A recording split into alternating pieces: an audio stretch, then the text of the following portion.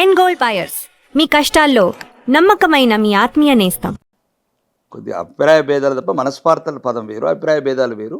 చిన్న చిన్న అలకలు ఉంటాయి కుటుంబం లాగా. కానీ మాకున్నంత వరకు అవి సర్దుకుంటున్నాయి, సర్దుకున్నట్లే కూడా. ఎందుకంటే కేంద్ర పార్టీ బాగా సీరియస్గా ఉంది. ఓకే. అంటే తెలంగాణ ప్రజల ఆకాంక్షలు నెరవేర్చాలంటే మనం కొన్ని వ్యక్తిగత వాటిని పక్కన పెట్టాలి. అంతే, వ్యక్తిగతంగా పక్కన పెట్టాల్సిందే. ఎందుకంటే 40 సంవత్సరాల నుంచి భారతీయ జనతా పార్టీ కార్యకర్తల కళ్ళల్లో కన్నీళ్ళకు బదులు రక్తం కారే రోజు వచ్చింది. 1984లో మొదటి విజయం ఇచ్చిన నేల ఇది. ఊపిరి పోసినాం, ఉయ్యాలలోపినాం. తెలంగాణ ప్రజలు వాళ్ళ కణాలు ఏవైతున్నాయో రక్త కణాలు ఇట్లా ఈ రకంగా సుడులు తిరుగుతున్నాయి. ఎప్పుడెప్పుడు ఓటేద్దామానా? ఎప్పుడెప్పుడు ఉండదు కదా. ఒక ధర్మ ప్రభుత్వాన్ని ఏర్పరచాలి ఈ రాష్ట్రంలో. ఒక ధర్మ ప్రభుత్వం, ఒక అవినీతి రహిత ప్రభుత్వం, ఒక కుంభకోణాలు లేని ప్రభుత్వం, కుటుంబ పాలన లేని ప్రభుత్వాన్ని ఏర్పాటు చేయాలని భారతీయ జనతా పార్టీ కార్యకర్తల ఆకాంక్షలకు అనుగుణంగా ఇంకా మేము ప్రజాక్షేత్రంలోకి బయలుదేరుతున్నాం కూడా. కాకపోతే అవన్నీ ఒకప్పుడు ఇప్పుడు అంతా కలిసిపోయాము అనుకున్నప్పుడు వెరీ రీసెంట్గా బీజేపీలో వచ్చినటువంటి డెవలప్మెంట్స్ చూస్తే ఇప్పటికి కూడా గ్రూప్స్ అనేవి ఉన్నాయి. అది వేరే వేరే జిల్లాల్లో కాదు, ఒకే జిల్లాకి సంబంధించి పవర్ సెంటర్లు చాలా అయ్యే. నువ్వెక్కువ నేనెక్కువ అనే దాంట్లో డైరెక్ట్గానే నువ్వెక్కువ నేనెక్కువ అనేది బీజేపీలో లేదు కవిత. దేశమే ఎక్కువ మాకు. దేశం తర్వాతనే మాకు ఏదైనా. దేశం తర్వాత ధర్మం, ధర్మం తర్వాత అభివృద్ధి. ఈ మూడే మాకున్నాయి. కాబట్టి దాంట్లో చిన్న చిన్న ఇది ఒక విశాల దేశం, ఇవన్నీ సహజంగా జరుగుతూ ఉంటాయి. కానీ అది కొద్దిగా ఇబ్బంది లేనంత వరకు సర్దుకుంటూ పోవాల్సిన వ్యవస్థ ఇది డెమోక్రసీలో. అలా అని మేము మిగతా పార్టీలాగా రకరకాల సమస్యలు చూశారు కదా. నిన్న మన కామారెడ్డి పండ పెడితేనే పోస్టర్ వస్తాయని డైరెక్ట్ అక్కడ ఉన్న ఒక సీనియర్ నాయకుడు ఆ మాటలు విన్నారు కదా. పైసలు ఇస్తేనే పడుకోబెడితేనే పదవులు వస్తున్నాయంటే అట్లా ఆ పార్టీ కాదు ఇది. ఇది దేశం గురించి, ధర్మం గురించి, అభివృద్ధి గురించి చిన్న చిన్న మనస్పార్థలు ఉంటాయి, సర్దుకుంటాయి. అందరం కలిసి ఎట్లయితే ఒక మహాయుద్ధం ప్రజాస్వామ్యంలో ఉన్నదో కంపల్సరీ ముందుకెళ్తాం. 24వ రాష్ట్రానిగా భారతీయ జనతా పార్టీ శాఖలో ఈ పువ్వులు పెడతాం. అయితే మిగతా పార్టీల్లో ఉన్నట్టుగా మా దగ్గర లేదు అనుకున్నప్పుడు వ్యక్తిగతంగా ఉండేటువంటి విభేదాలు, గ్రూపులు అనేవి చాలా ఉన్నాయి. ఒకరి మీద ఒకరు ఎవరు పై చేయి సాధించాలి అనేది అది అక్కడ క్షేత్రస్థాయిలో కావచ్చు, సోషల్ మీడియాలో కావచ్చు, కార్యకర్తలు, క్యాడరు ప్రతి చోట కూడా అది కనిపిస్తోంది. డైరెక్ట్గా మీడియా సాక్షిగానే ఆరోపణలు చేసుకుంటున్నారు, సవాళ్ళు విసురుకుంటున్నారు. అదంతా ఉంది కదా. అవన్నీ సమసిపోయాయా? మాకున్నంత వరకు చిన్న ఏదన్నా మండల స్థాయిలలో కానీ ఎక్కడ కూడా ఎంపీలు ఎమ్మెల్యే స్థాయిలో అట్లాంటి ప్రవర్తన లేదు. ఇంతకుముందు అక్కడ చిన్న చిన్నవి జరిగినాయి కొన్ని సోషల్ మీడియా ద్వారా. ఇక్కడ ఏమవుతుందంటే కవిత, ఇప్పుడున్న సోషల్ మీడియా పవర్ వల్ల ఒక చిన్న మాట దొర్లిన అది చిలువల వలవలుగా వెళ్ళిపోతుంది. ఆ రకంగా జరిగింది తప్ప ఈరోజు మాకు క్లియర్గా నిర్ణయం చెప్పారు. పొత్తు లేదు, ఒంటరి పోరు. బెంగాల్ని కొట్టినకి తెలంగాణ ఎంత కవిత. వాళ్ళైతే 351 మంది అమరులైన కవిత. ప్రాణాలు, మానాలు, అవమానాలు అన్ని భరించి గెలవకపోతే చస్తామని తెలిసి చివరి పోరు చేసినారు కవిత. దాని మీదకి వెళ్ళి తెలంగాణలో మేము చాలా అదృష్టవంతులం. ఇప్పటికి కూడా ఇంకంతో ఇంతో గౌరవంగా, ఆత్మగౌరవంగా, ఆత్మాభిమానంగా కొట్లాడుతున్నాం. కాబట్టి ఎట్టి పరిస్థితుల్లో కూడా ఇప్పుడున్న అవినీతి ప్రభుత్వం, కమిషన్ల ప్రభుత్వం, కరప్షన్ ప్రభుత్వం, గత ప్రభుత్వం తెలంగాణ ప్రజలను నట్టేట ముంచిన ప్రభుత్వం, 2కు 2 తెలంగాణ ప్రజల ఆశలు, ఆకాంక్షలు నిండా సముద్రంలో ముంచిన పార్టీలని తెలంగాణ ప్రజలు క్షమించే పరిస్థితులు లేరు. వాళ్ళ చూపులన్నీ కమలం వైపు ఉన్నాయి, గమ్యం వైపు ఉన్నాయి. కాబట్టి ఎక్కడ కూడా పొరపాటు రానివ్వము, ఎక్కడ కూడా తప్పటడిగేయము. తెలంగాణ సెక్రటరియట్ మీద కాషాయ జెండా ఎగిరేసే వరకు ఈ ప్రయాణం అట్లనే సాగుతుంది. స్కాడరు కార్యకర్తలు కోరుకుంటున్నారేమో, ముందు నుంచి ఎవరైతే పార్టీ కోసం కృషి చేశారో క్షేత్రస్థాయిలో కోరుకుంటున్నారేమో, విభిన్నమైనటువంటి పార్టీల్లో భిన్నమైనటువంటి దృక్కోణాలు ఉన్నటువంటి లీడర్స్ వచ్చి చేరిన తర్వాత ఇక్కడ కలిసిపోవడానికి టైం పడుతుంది. Even if they are MLAs, MPs అయినప్పటికీ కూడా వాళ్ళ మధ్యలోనే ఉన్నటువంటి గొడవల కారణంగా ఒక్కోసారి పలచబడుతుంది. పిఎం దాకా కూడా వీళ్ళ క్లాసులు తీసుకునేటువంటి పరిస్థితి వచ్చింది అనేది, అందరూ కలిసిపోండి, వేరే పార్టీలను చూసి మీరు నేర్చుకోండి అని మోదీయే అన్నారు అని. అవన్నీ పత్రిక కథనాలు. ఇంటర్నల్ గా కాదా ఇదంతా? ఒకటి ఏదైనా సరే కొత్త పాత ఉండదండి. ఒకసారి పార్టీలోకి వచ్చిన తర్వాత అందరూ ఒకటే. ఇది గమనించాలి కవిత. మాకు చాలాసార్లు చెప్పారు కొత్త పాత ఉండదు. మళ్ళీ మాకు క్లియర్గా చెప్పారు. ఒకసారి అయితే మాకు క్లియర్గా చెప్పారు, పాత వాళ్ళు వస్తే ఇంకా వాళ్ళ అనుభవం కూడా తోడవుతుంది. ఎక్స్పీరియన్స్ అనేది ఉంటుంది. వేరే రాజకీయ వేదికల ద్వారా, ప్రజా ఉద్యమాల ద్వారా ఏదో ఒక పార్టీ ఏదో ఒక రకంగా ప్రజా జీవితంలో ఉంటారు కాబట్టి వాళ్ళ అనుభవం కూడా ఉపయోగపడుతుంది. ఎప్పుడు కూడా विस्तार करो विजय वही आएगा हमारा जो केंद्र का नारा है, बस नारा वही है, संदेश भी वही है, विस्तार करो, बस आपका काम विस्तार करो, విజయ్ वही आएगा खुद ब खुद. కాబట్టి విస్తరించే టైంలో ఇప్పుడు 1400 మంది కార్యకర్తలు ఉన్న భారతీయ జనతా పార్టీ 14 కోట్ల మంది కార్యకర్తలకు వెళ్ళారు కవిత. కాబట్టి విస్తరించడం సహజము. అక్కడక్కడ పాత నీరు కొత్త నీరు కలయిక లోపల కొన్నిసార్లు ఇబ్బంది ఉంటుంది. కలిసిపోయిన తర్వాత మళ్ళీ అంతా సర్దుకుంటుంది. ఇప్పుడైతే నేను అనేది అందరి ఉద్దేశం అదే చెప్తున్నాను, చివరికి కూడా చెప్పదలుచుకున్నది, వ్యక్తిగత కొన్ని ఇబ్బందులు మనం, ఇప్పుడు నేను ఎమ్మెల్యే ఉన్నానండి, కార్యకర్త లేకపోతే ఎమ్మెల్యే ఎక్కడికి వెళ్ళొచ్చానండి? ఈ ఎమ్మెల్యే పదవి చూసి ఎందుకు గర్వపడాలా? ఎందుకు అంత అహంకారము, ఎంత పదవికాంక్ష, వ్యామోహము, ఎందుకు ఇదంతా? ఇప్పుడు ఆ కార్యకర్తలు కదా నేను ఎమ్మెల్యే చేసినారు చాలు. ఇప్పుడు మిమ్మల్ని కూడా ఎంపీ చేశారు, కొంత ఎంపీ చేశారు, మమ్మల్ని ఎమ్మెల్యేలు చేశారు. ఎవరైనా సరే ఆ కార్యకర్తల చెమట చుక్కలు, కన్నీరు, రక్తము మరిగిస్తే మనం ఎమ్మెల్యేలం ఎంపీలమైనాం. వాళ్ళ ఆశ ఏంది? ఇప్పుడు వాళ్ళ ఆశ ఆకాంక్షలు ఏంటి కవిత? ఈ రాష్ట్రంలో భారతీయ జనతా పార్టీ అధికారం రావాలా. మనం ఎవరము? వాళ్ళు ఎన్నుకున్న వాళ్ళం. మనకింత అహంకారం ఎందుకని నేను అంటున్నా. ఒకవేళ ఉంటే అహంకారాన్ని తగ్గించుకోవాలా, ఆశని తగ్గించుకోవాలా, మనం పోరాటం చేయాలా, ప్రజాక్షేత్రంలో ఉండాలా, ప్రజల సమస్యలు కొట్లాడాలా, ప్రజాస్వామ్యంలో ప్రజల నిర్ణయాన్ని మన వైపు మలుపుకోవాలా, ప్రజల ఆకాంక్షల గురించి మనం, వాళ్ళకి జరిగిన ఇబ్బందులు, వాళ్ళకి ఏం చేశారు ఈ ప్రభుత్వం. కాబట్టి నేను అనేది ఏంటంటే ఎంపీ ఎమ్మెల్యేని ఎక్కడికి వెళ్ళొచ్చినాయి మాకు? ఆ కార్యకర్తల కన్నీలే కదా. మా దగ్గర కార్యకర్తలు చాలా సామాన్యులు ఉంటారండి. మిగతా పార్టీ సెక్యులర్ పార్టీ అంటే ఉండరు. డబ్బు ఉన్నోడు, బంగ్లాలు ఉన్నోడు, బంగారం ఉన్నోడు, చాలా నేను అయితే చూశాను. చాలామంది సామాన్య ప్రజలు ఉంటారు. వాడు ఒక రకమైన నిజాయితీ, చాలా డెడికేటెడ్ అంటే ఒక రకమైన, ఒక్కోసారి అనిపిస్తుంది అంటే నాదైతే వ్యక్తిగతంగా నాకు అనిపిస్తుంది ఒక ఇబ్బందిగా అనిపిస్తుంది. అంటే వాళ్ళకి ఏదో ఏం లేదు, మేమేదో తీసుకొచ్చి కోకాపేటలో విల్లలు ఇస్తాము, జూబ్లీ హిల్స్లో విల్లలు కట్టిస్తారని లేదు. వాళ్ళకి అంతే కాషాయం ఎగరాల. భవిష్యత్తులో ఈ బానిస బతుకులు ఏదైతే గతం బతికినామో 1947 కన్నా ముందు, నిజాం కావచ్చు, బ్రిటిష్ వాడు కావచ్చు, బాబర్గాడు కావచ్చు, డాబర్ కావచ్చు, మొఘలాయలు కావచ్చు, పోర్చుగీసులు కావచ్చు, వేల సంవత్సరాలు మమ్మల్ని కావచ్చు. వాళ్ళకి చరిత్ర బాగా తెలుసు మాకన్నా. ఆ గ్రామాల్లో ఉన్న వాళ్ళు వాళ్ళకి అదే.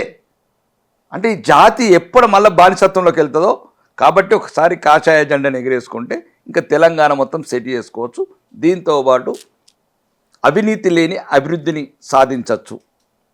డబుల్ ఇంజన్ సర్కారు వల్ల కేంద్రం నుంచి ఎక్కువ నిధులు తెచ్చుకొని ఇప్పుడు కొల్లగొట్టబడిన ఈ ఖజానాని, అప్పులమయం చేసిన ఈ రాష్ట్రాన్ని, అభివృద్ధికి దూరం నెట్టబడిన ఈ రాష్ట్రాన్ని, అబద్ధాలు తప్ప అభివృద్ధి లేని రాష్ట్రాన్ని బాగుపరచుకోవాలంటే అనేది కార్యకర్తల ఉద్దేశం. దానికి అనుగుణంగా నాయకులుగా మేము మారుతున్నాము, ప్రజాక్షేత్రంలోకి పోతున్నాము, ప్రతి సమస్య మీద పోరాడుతున్నాము. సో మారుతున్నారు అనేది మీరు అనుకుంటున్నారేమో, కానీ నిజంగా అది కనిపిస్తోంది ఆ బయటికి, మేము అది చూడగలుగుతున్నాము. ఎందుకంటే ఈ మధ్యన జరుగుతున్నటువంటి కేసులు కావచ్చు, ఫ్లెక్సీలు కావచ్చు, గొడవలు కావచ్చు, ఇవన్నీ చూస్తే మాకు వీళ్ళు ఇంకా మారలేదు అని అనిపిస్తుంది కదా. ఇప్పుడు మేము చిన్నప్పుడు ఉండేవాళ్ళం కవిత, అంటే చిన్న ఉదాహరణ చెప్తున్నాను. ఇవన్నీ ఏంటంటే ఆ పిల్ల చేష్టలు. మేము చిన్నప్పుడు ఎన్టీఆర్ కృష్ణ అభిమానులం అని చిన్న పిల్లలం. అప్పుడు మేము ఏం చేసేవాళ్ళం అంటే మేము ఎన్టీఆర్ అభిమాని, వాడు కృష్ణ అభిమాని. మేము ఏం చేసేవాళ్ళం, ఎన్టీఆర్ పోస్టర్ వెళ్ళి వాడు వచ్చి కృష్ణ పోస్టర్ వచ్చి మా గోడలకు అంటేసేవాడు. ఉదయం లేతే గొడవ, చింపుకునేది, పెడగొట్టుకునేది, చిన్నపిల్లలు. మీరు ప్రజాప్రతినిధులు అయిన తర్వాత కూడా నేను అంటున్నాను ఏంటంటే ఇప్పుడు వాడు ఎవడో చేస్తాడు, ఎవడో చేసి వాళ్ళ మీద ఆపాదిస్తారు. ఎవడో మా మధ్యన తగులు పెట్టాలా, ఒక అపోహలు సృష్టించాలన్నప్పుడు కొంతమంది ఇతర పార్టీల వాళ్ళే డబ్బులు ఇచ్చి చేపిస్తారు. ఓ కాంగ్రెస్ నేపథ్యం కావచ్చు, బీఆర్ఎస్ నేపథ్యం కావచ్చు, మోసాల మీద నిర్మించబడ్డ పార్టీలు అవి. కాబట్టి అట్లాంటి వాళ్ళకి ఏం చేస్తారంటే ఎవరికో కొద్ది డబ్బులు ఇచ్చేసి, లేదు మా కార్యకర్తలు ఎవరో కొద్దిగా ఆలోచన పరిధి తక్కువ ఉన్న వాళ్ళు, ఏదో కొద్దిగా చిన్న ఆలోచన ఉన్న వాళ్ళు ఏదో కొద్దిగా చిన్నగా తొందరపడో లేకపోతే ఇట్లాంటి చిన్న చిన్నవి చేస్తారు తప్ప దీనికి దానికి ఏం సంబంధం లేదు. యుద్ధమే, యుద్ధానికి సిద్ధమైనం. ఈ గద్దెని వదిలేది లేదు, యుద్ధాన్ని వదిలేది లేదు, తెలంగాణను వదిలేది లేదు. ఒకసారి తెలంగాణ దుర్మార్గుల పాలన వల్ల, ఈ అవినీతి పాలన వల్ల మేము విముక్తి చేస్తాం భారతీయ జనతా పార్టీ. సో సైన్యానికి లీడర్ల ఆదేశం లేనిదే సైన్యం అలాంటి డెసిషన్ తీసుకుంటుందా అనేది, ఇప్పుడు ఈటెల రాజేందర్ మీద వ్యతిరేకంగా ఒక ఫ్లెక్సీ ఏర్పాటు చేశారు అంటే అది బండి సంజయ్ అనుచరుడే చేశారు అనేది, ఆయన మీద కేసులు ఇవన్నీ అరెస్టులు దాకా వెళ్ళిన తర్వాత అక్కడ ఈజీగా బయటికి వస్తోంది కదా, క్లియర్గా కనిపిస్తోంది ఇక్కడ వీళ్ళిద్దరి మధ్య జరుగుతోంది అని. గతంలో కూడా ఇద్దరు చాలా బాహాటంగా కూడా మాట్లాడేసుకో, చూద్దాం బిడ్డ చూద్దాం కొడక దాకా కూడా వెళ్ళి అసలు ఎవరెవరికి ఎంత ఉందో, ఎంత ప్రతాపాలు ఉన్నాయో, ఎంత వాళ్ళకి సపోర్ట్ ఉందో, కార్యకర్తల బలం ఉందో, మా బలగం ఎంత, నా టెరిటరీ ఇది, ఇలాంటివన్నీ కూడా మాట్లాడుకున్నారు కదా. అది ఇంకా స్టిల్ కంటిన్యూ అవుతోందా అనేది ఫ్లెక్సీ వివాదంతో బయటికి రాలా. ఇప్పుడు రాజకీయాలలో కొన్నిసార్లు మనస్పర్ధలు వచ్చినప్పుడు ఆవేశాలు లోనవుతాం. ఇప్పుడు ఒకప్పుడు మీకు రేవంత్ రెడ్డి గారి పీసీసీ ప్రెసిడెంట్ కాగానే కోమటిరెడ్డి రాజగోపాల్ ఇచ్చిన స్టేట్మెంట్ పంపిస్తాను మీకు వీడియో.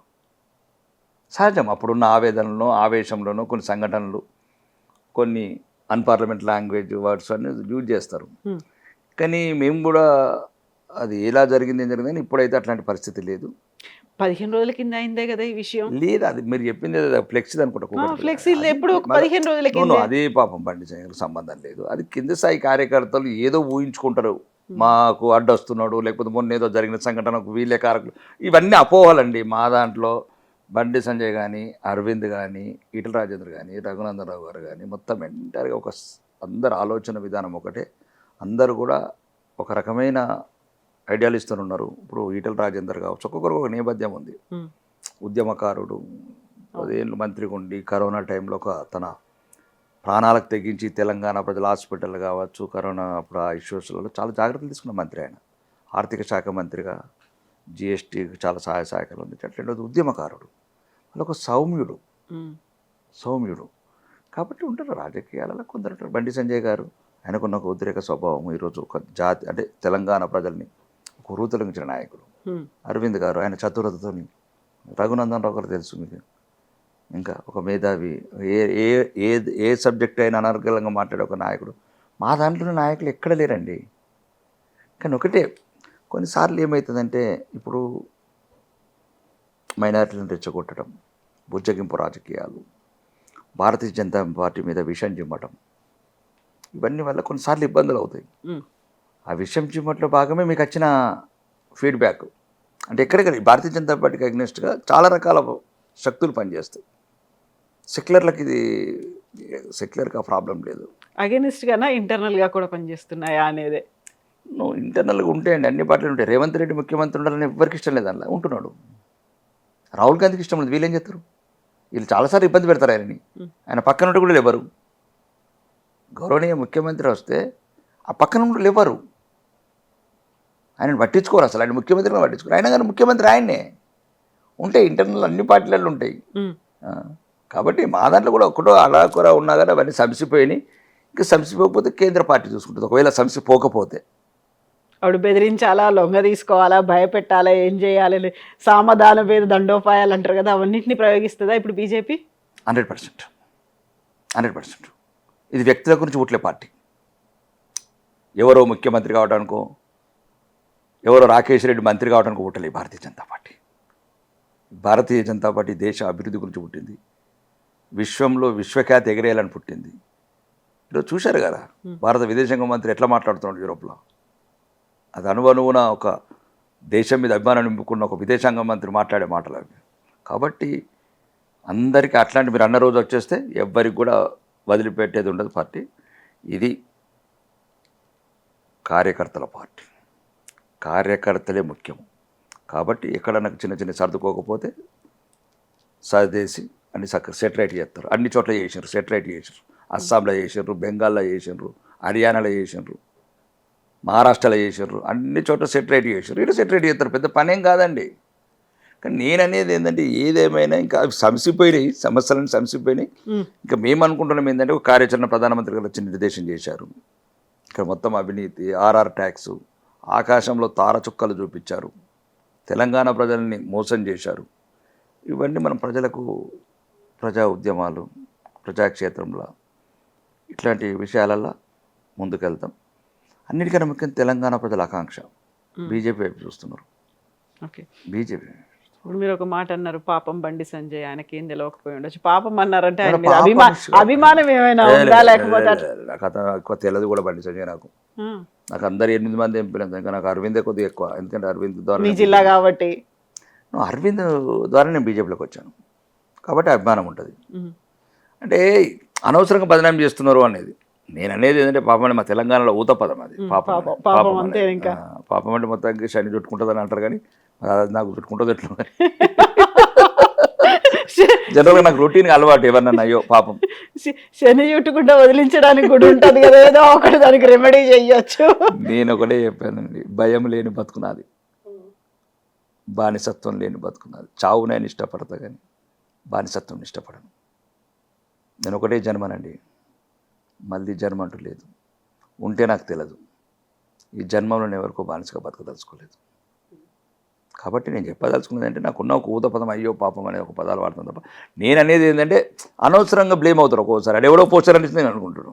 ఎవరు పిల్లలు వాడు ఏం చేస్తారు, ఇంకొకటి వేసి ఈటల రాజేందర్ మనిషి వచ్చి మళ్ళీ ఇంకో దగ్గర కట్టిండు అనుకో ఫర్ ఎగ్జాంపుల్, మళ్ళీ ఒక అంటే ఇదంతా ఒక ఏదైతే మేము ఒక విజయం వైపు ప్రయాణం చేసేటప్పుడు ఇట్లాంటివన్నీ జరుగుతుంటే మేము జాగ్రత్తగా ఉండాలని నేను అనుకుంటున్నాను. ఒకవేళ నా వ్యక్తిగత అభిప్రాయం ఇంకా జాగ్రత్తగా ఉండాలి మేము, నా పట్ల కావచ్చు, రకరకాల ఎవరి పట్లైనా సరే రకరకాల కుట్రలు జరుగుతూ ఉంటాయి రాజకీయాలలో. కాబట్టి దానికి జాగ్రత్తగా ఉన్నాం, అవి చిన్న చిన్నవి పట్టించుకోవట్లేదు మేము. బండి సంజయ్ పెద్దగా తెలియకపోవచ్చు, కాకుండా బండి సంజయ్ కొడుకుకి జరిగినటువంటి ఆ ఇన్సిడెంట్ తెలుసా మీకు? దాన్ని ఎట్లా చూస్తారు మీరు? ఒకటండి, ఇప్పుడు ఆ ఇన్సిడెంట్ ఏందనేది ఇంకా మొత్తానికి మొత్తం చట్టబద్ధ సంస్థల చేతిలో ఉంది, ఇన్వెస్టిగేషన్ టీంలో. ఇంకొక మనము ఏదైతే ఆ సమయంలో ఏది అనుకున్నామో, ఏదైతే జరిగినాయో, చర్చలు జరిగినాయి, రకరకాల డిబేట్లు జరిగినాయి, రకరకాల వ్యవస్థ మూవ్ అయింది. ఇప్పుడు దాని మీద ఒక సిట్ ఏర్పాటు చేశారు, ఒక ఐపీఎస్ అధికారిని పెట్టారు. వాళ్ళు దర్యాప్తు సంస్థలు ఏదైతే యాక్షన్ తీసుకున్నారో, ప్రైమరీ యాక్షన్ తీసుకున్నారు, అతను అరెస్ట్ చేశారు, పంపించారు. ఇంకా దర్యాప్తు సంస్థలు చూసుకుంటాయి. దర్యాప్తు సంస్థల తర్వాత న్యాయ వ్యవస్థ. ఇంకా మనం ఊహించుకున్నంత మాత్రాన, మనం ఏదో జరిగినంత మాత్రాన అది కోర్టు అప్పుడు అగ్నిస్ట్కు పోయినట్లు. ఇప్పుడు ఈ సమయంలో, ఆ సమయంలో అంటే అతనికి ఏదో రకరకాల అరెస్ట్ కాలేదు కాబట్టి ఇంకేదో రకరకాలుగా మాట్లాడినాం. కానీ ఏదేమైనా సరే ఇంకా మనము చట్టానికి న్యాయానికి వదిలిపెట్టాలి. ఇంకా మనం మీడియా అనేది ఎంతవరకు చేయాలో, ఎంతవరకు ఆడుకోవాలో అంతవరకు ఆడుకున్నది. కేసుని కాస్త మనం మాట్లాడుకోవద్దు, ఎందుకంటే కోర్టు పరిధిలో ఉంది కాబట్టి. అయితే బండి సంజయ్కి ఆ కేసు వల్ల, జరిగినటువంటి ఈ ఇష్యూ వల్ల పార్టీలో ఎవరు శత్రువులు ఉన్నారు, బయట పార్టీలో ఎవరు మిత్రులు ఆయనకు ఉన్నారు అనేది చాలా క్రిస్టల్ క్లియర్గా క్లారిటీ వచ్చింది అనే ఒక మాట కూడా, ఒక విమర్శ, ఆరోపణ బీజేపీ లీడర్స్ మీద వచ్చింది. ఇప్పుడు అదే కవిత, ఇప్పుడు జరుగుతాయని మంచిగా జరిగింది వచ్చేది మంచిగా ప్రతి ఏదైనా సరే. ఇప్పుడు ఉదాహరణకు చాలాసార్లు మనం ఫైనాన్స్గా లాస్ అవుతాం, వ్యాపారాలు అవి పెద్ద పెద్ద. సత్యం రామలింగరాజు ఎక్కడున్నాడు? వేలాది మందికి ఉద్యోగాలు ఇచ్చి ఈరోజు లక్షలాది కోట్లు పెట్టుకున్న సాఫ్ట్వేర్ కంపెనీలన్నీ. నేను మొన్న శ్రీరాజు ఇంటర్వ్యూ చదివిన వంశానాథ్, అంతలో సత్యంలో పనిచేసిన వాళ్ళు ఈరోజు 1000 కోట్లు. కానీ ఎక్కడున్నాడు సత్యం రామలింగరాజు? అంటే నేను అనేది ఏంటంటే ఒకవేళ మన మంచికేనా, అంతే అంతే అంటే అదే చెప్తున్నాను నేను. ఏదైనా మంచిగా క్లియర్గా చెప్తున్నాను. ఎందుకంటే నీకు కష్టం వచ్చినప్పుడు, నష్టం వచ్చినప్పుడు ఎవరు నీ వాళ్ళు కాదు, అది చూపించడానికి దేవుడు పరీక్ష పెడతాడని నా వ్యక్తిగత అభిప్రాయం. ఒకవేళ తప్పే జరిగింది, నిజంగానే తప్పు చేశారు అనుకున్నప్పుడు నీ వాళ్ళు ఎవరు, నీ వాళ్ళు కాని వాళ్ళు ఎవరు అనేది ఉండదు కదా. ఏది నిజం, ఏది తప్పు, దాని మీద దానికి దీనికి సంబంధం లేదు. అదే మళ్ళీ అది వేరేనే దర్యాప్తు, అది న్యాయం, అది వేరే విషయము. కానీ ఏదైనా సరే పిల్లల్ని కంటాం కానీ పిల్లలు రాతలు మాత్రం కనలేమండి.